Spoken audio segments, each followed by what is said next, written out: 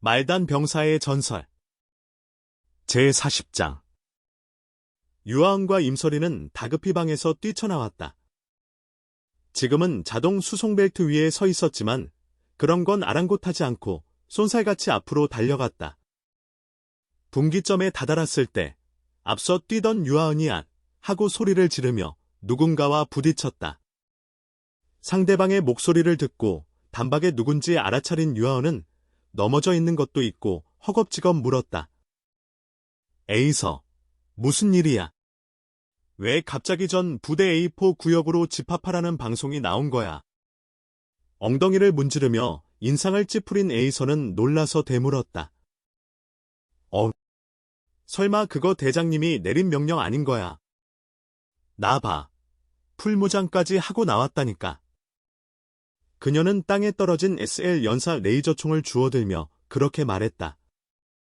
그제야 유아은은 에이서가 전투복으로 갈아입고 SL 연사 레이저총은 물론 허리에는 권총과 수류탄 5개, 에너지 탄창 3개, 허벅지엔 다용도 전투 단검까지 갖춘 무장을 하고 있다는 걸 알아차렸다.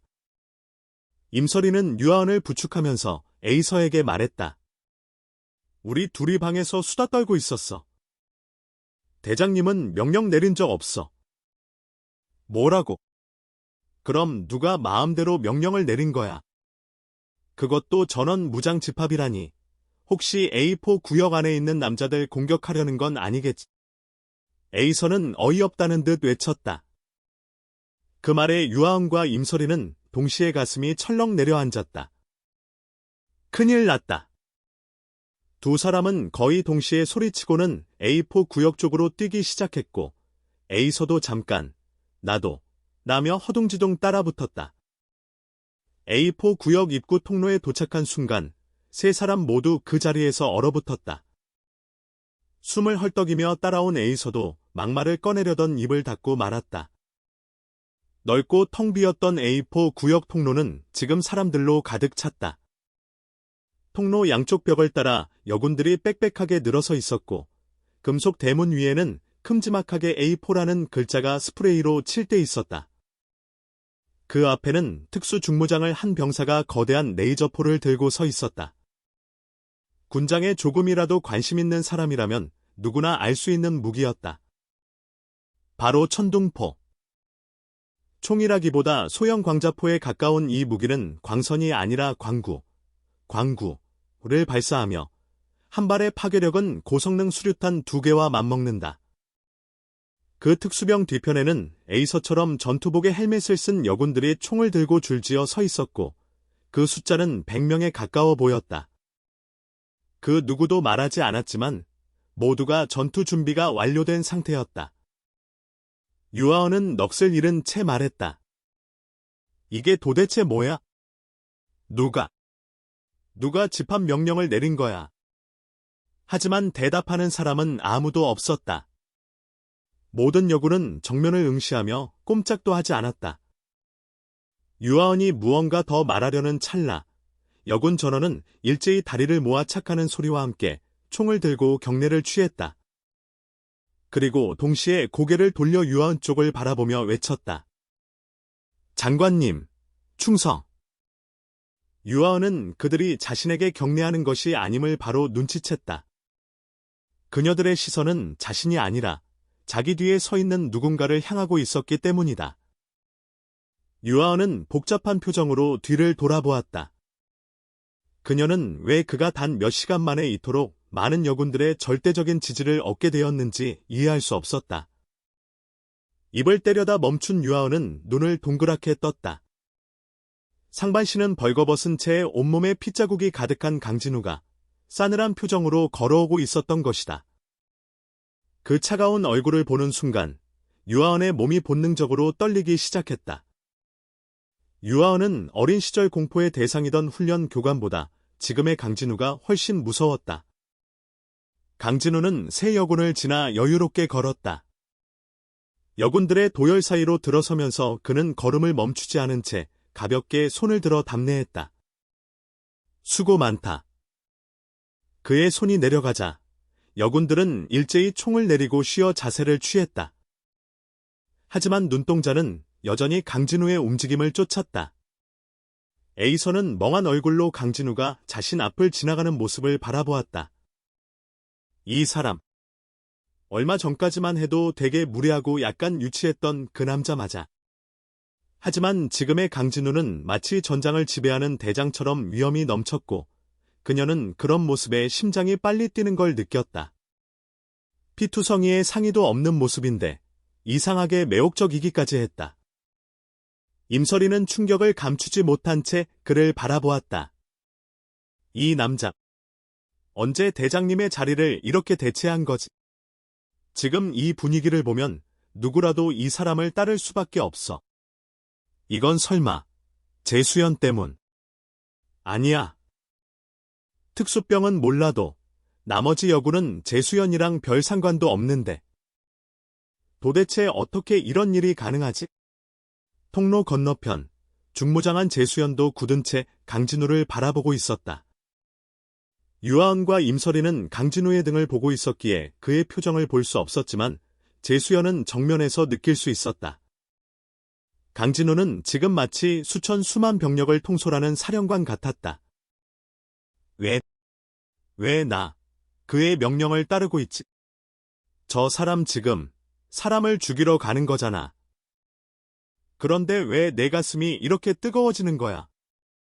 고아부대. 지금 그런 거 전혀 안 떠오르잖아. 재수연은 혼란스러웠다. 하지만 몸은 본능적으로 반응하고 있었다. 문 열어. 강진우는 A4 구역의 대문 앞, 딱 1m 거리에서 멈춰 섰고 손을 앞으로 내밀며 냉정하게 말했다. 순간 머릿속이 어질어질하던 재수연의 정신이 번쩍 들었다. 그녀는 본능적으로 경례를 하고 외쳤다. 예, 장관님.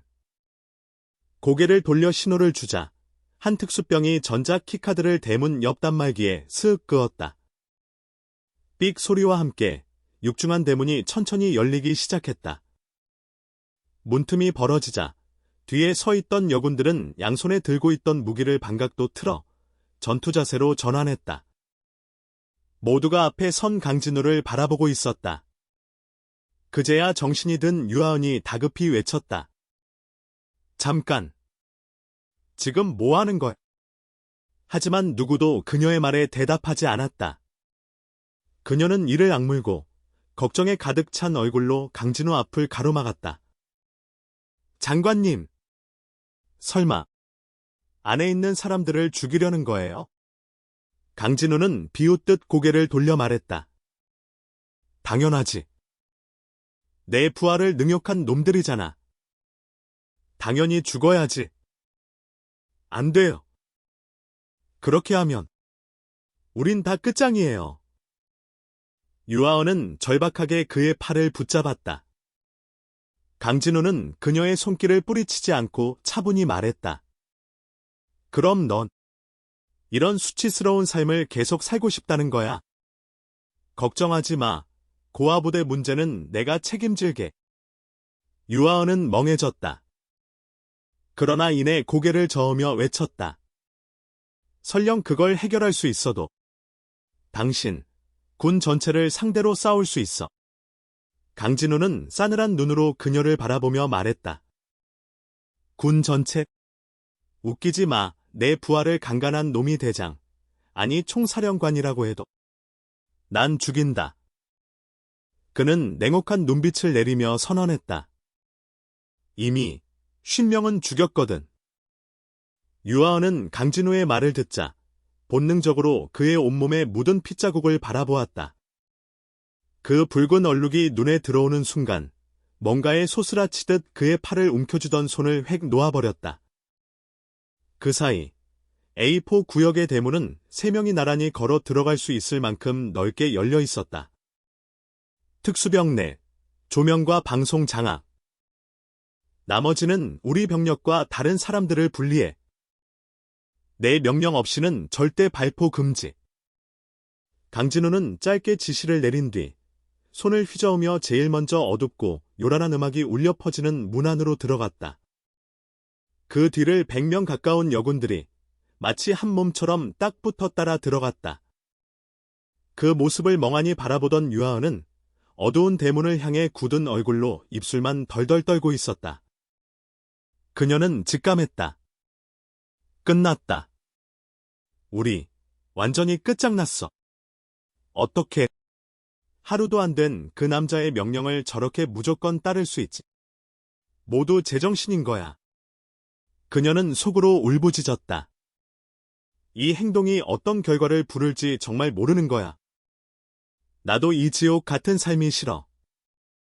하지만 우리 같은 고아들이 뭘 어떻게 할 수 있었는데 이 작고 약한 부대가 군 전체랑 맞설 수 있다고 생각하는 거야. 그때 에이서가 유아은을 일으켜 세우며 조용히 말했다. 대장님, 저도 이해해요. 왜 언니들이 그 사람 말을 따르는지. 유아은은 멍한 눈으로 에이서를 바라보았다. 왜? 에이서는 조용히, 그러나 단호하게 말했다. 그 사람은 우리에게 태어나서 처음으로 존중과 소속감을 느끼게 해줬어요. 소속감. 유아은은 마치 그 단어를 처음 들은 것처럼 중얼거렸다. 네, 방금 들으셨죠? 내 부하를 능욕한 놈들을 내가 죽이겠다. 심지어 원수라도 내가 쏴버린다. 말은 좀 거칠고 무모했지만 그 말은 태어나서 처음으로 누군가 우리를 자기 사람으로 여겨준다는 느낌을 줬어요. 에이서의 눈빛은 또렷했고 말에는 묘한 울림이 있었다. 특히 내 부하라는 말. 그 단어 하나가 우리에겐 벽처럼 단단하게 박혔어요. 나. 그 말 듣고 울컥했어요. 처음이었어요. 누군가 날 그렇게 불러준 건. 유아은의 눈동자가 조금씩 생기를 되찾았다. 그녀는 천천히 에이서의 말을 곱씹었다. 그리고 그 순간 자신이 지금껏 뭔가 잘못된 방식으로 사람들을 이끌어왔다는 걸 깨달았다. 나는 늘 고아부대라는 명분을 내세워 애들한테 희생을 강요했지. 하지만 솔직히 우리 스스로도 알잖아. 그 명분을 버려도 자유 같은 건 얻을 수 없다는 걸. 그녀는 조용히 눈을 감았다. 우린 애초에 그 고아부대에 발을 들인 순간부터 군 창녀라는 낙인을 달고 무덤까지 가는 게 예정된 인생이었어. 유아은의 기억은 자연스레 과거로 흘러들어갔다. 자신은 태어날 때부터 고아였고 기억을 더듬어도 부모의 얼굴조차 떠오르지 않았다.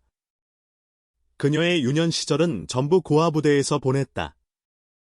거기엔 누구 하나 자신의 과거를 아는 이가 없었다. 그들은 군대라기보다 감옥에 가까운 곳에서 성장했고 지식이랍시고 배운 건 대부분 남자에게 어떻게 잘 보일 것인가였다. 그곳의 교육자, 아니 감시자들은 거칠고 잔인했다. 많은 아이들은 그런 환경 속에서 세뇌되었다. 좋은 군창이 되는 거지 인생의 목표인 아이들도 있었다. 하지만 어쩌면 다행이었을지도 모른다. 그녀를 포함한 몇몇 아이들은 감시가 느슨해진 틈을 타 외부 네트워크에 접속할 기회를 얻었다. 비록 얼마 지나지 않아 차단되었지만 그 짧은 시간만으로도 세상엔 다른 삶이 있다는 걸 알게 되었다. 그리고 군창, 군매충부이라는 단어의 진짜 의미를 알고 나서 그녀는 처음으로 울었다. 모든 걸 부정하고 싶었다. 현실이 아니길 바랐다. 도망치고 싶었지만 그곳의 보안은 마치 전시포로 수용소처럼 철통 같았다. 몇몇 자매들이 위험을 무릅쓰고 고아부대의 실상을 외부로 전송했지만 그 결과는 참혹했다. 기자가 오기는커녕 그 사실을 알린 자매들은 쓸모없는 쓰레기로 낙인 찍히고 교관들에게 강간당한 뒤 죽임당했다. 그 사건 이후 외부 연결은 완전히 차단됐고 경비는 강화됐다. 세상과 단절된 감옥이었다. 18세가 되던 해 유아은은 동기들과 함께 수송선에 실렸다. 누구 하나 들뜨거나 기대에 찬 얼굴은 없었다. 그들 모두는 알았다. 그 수송선은 첫 번째 접대를 위해 움직인다는 걸. 도착하자마자 유아원은 선물처럼 포장되어 자신의 담당 고위 간부에게 넘겨졌다. 그 노인은 그녀의 할아버지보다도 늙은 이였다. 그 이후의 기억은 없었다. 그저 정신이 들었을 때 다시 수송선 안에 있었고 동기 중 절반 이상이 사라진 상태였다. 남은 자매들은 대부분 멍하니 있거나 조용히 울고 있었고 일부는 얼굴이 터져 혼수 상태였다. 교관들의 입에서 들은 말은 더 끔찍했다. 사라진 애들은 바이프에게 영구 소유됐거나 고문 끝에 죽었다. 그 뒤에도 수차례 수송과 접대는 반복되었다. 1년 가까이 반복된지요. 처음엔 울었지만 나중엔 감정조차 사라졌다.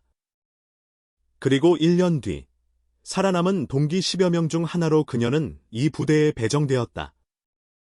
그때부터 그녀는 군인이라는 포장을 입은 군창으로 살아가게 됐다. 여기서는 그나마 좀 나았다.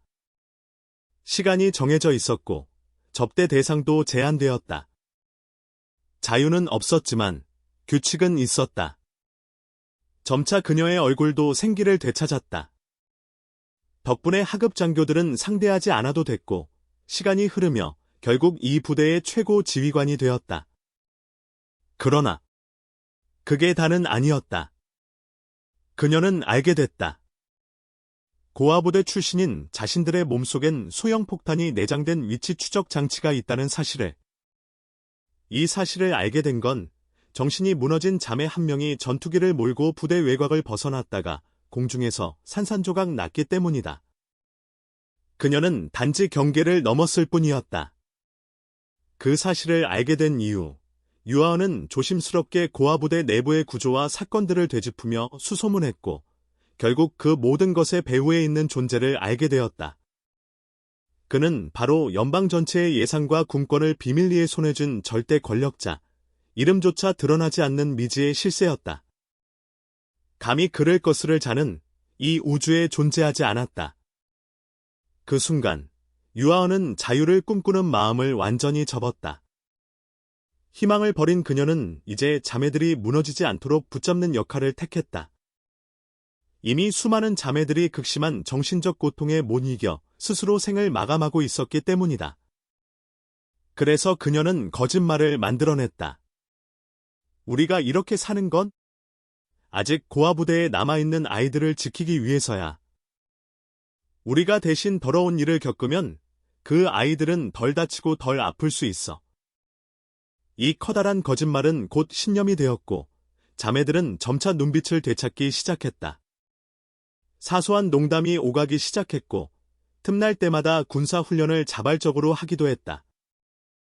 몇몇 자매는 자신을 탐하는 고위 장교들을 이용해 무기와 장비를 얻었다. 그렇게 이 연대는 점점 단순한 위안부 부대가 아닌 실질적인 전투 부대로 변모해갔다. 몇 년이 지나자 이 부대는 타 부대에 비해 훨씬 조용하고 안정적인 부대로 자리 잡았다. 자살자는 더 이상 나오지 않았고 내부 평가는 항상 최고였다. 그 덕인지 고아부대에서는 이제 막 성인이 된 소녀들을 점점 더 빨리 이곳으로 보내기 시작했다. 어떤 경우엔 미모가 떨어지는 아이들까지도 이곳으로 넘겼다. 유아은은 생각했다. 이대로 언젠가 나도 조용히 사라지는 그날까지 이렇게 살겠지. 하지만 그녀는 예상치 못했다. 이 성계의 최고 사령관이 남자 병사 하나를 이 부대에 보낼 줄은. 그것도 자신보다 계급이 높은 상관으로. 더더욱 놀라운 건 그 19살짜리 청년이 하루도 채 되지 않아 이 부대의 평온을 완전히 뒤흔들어 버렸다는 사실이었다. 예전엔 자매들이 웃고 떠들어도 그 눈빛 어딘가엔 늘 결핍된 무언가가 있었다.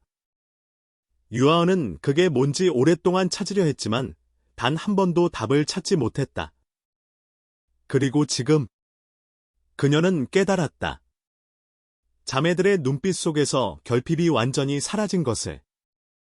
그리고 그 결핍의 정체는 바로 별표 살아있다는 감각, 별표이었다. 그 모든 것을 불러일으킨 건 그 미친 듯한 한마디. 내 부하를 능욕한 놈이 원수라고 해도 내가 쏴 죽인다.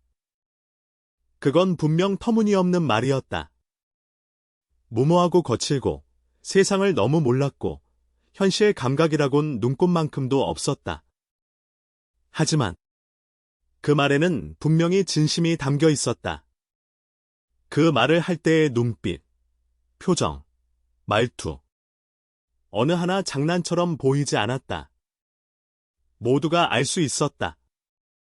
이 남자는 진짜다. 정말로 부하를 위해 죽을 수도 있는 놈이다. 그리고 그런 진심은 평범한 사람에게는 가볍게 들릴 수 있을지 몰라도 한 번도 사랑받아 본 적 없는 고아들에겐 그 어떤 말보다 치명적이었다. 유아원은 문득 깨달았다. 자신은 지금까지 자매들이 살아있도록 해준 것이 아니었다. 오히려 그녀는 자매들에게 감정을 억누르게 하고 괜찮은 척, 웃는 척, 살아있는 척 하게 만들었다. 진짜 살아있다는 것. 그건 누군가를 위해 울 수 있고 누군가를 위해 분노할 수 있는 것. 그리고 누군가가 나를 지켜줄 거야라는 희망이 생기는 것이다. 그녀는 한참을 생각에 잠겨 있었다.